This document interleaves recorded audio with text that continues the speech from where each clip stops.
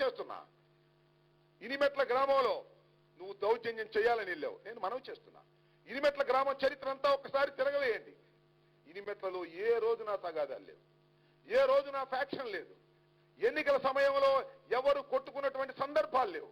కానీ నువ్వు వెళ్ళి అక్కడ చిచ్చు పెట్టి తగాదాలకు మూలకారణమయ్యి కేవలం రియాక్షన్ ఇస్తే ప్రజలు దానికి బెంబేలు పడిపోయి వాళ్ళు ఏదో మాట్లాడుతున్నావు. నేను మనవి చేస్తున్నా, చట్టం ప్రకారం పనిచేయాలి తప్ప నేను ఇప్పటికి కూడా పోలీసు వారికి హెచ్చరిక చేస్తున్నా. ఏదో కోడెల శివప్రసాద్ గారి టైంలో మీకు పోస్టింగ్లు వచ్చాయని ఆయన కాపాడడానికి ప్రయత్నం చేస్తే చట్టానికి వ్యతిరేకంగా మీరు కూడా శిక్షించబడతారనే విషయాన్ని దయచేసి గమనించమని మనవి చేస్తున్నా.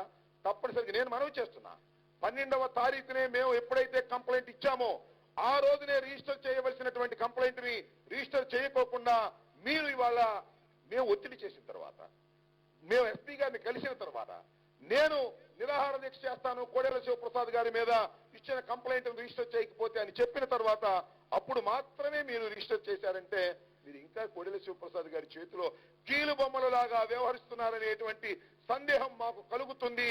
దయచేసి సరిచేసుకోమని ఈ సందర్భంగా నేను చెప్పదలుచుకున్నా.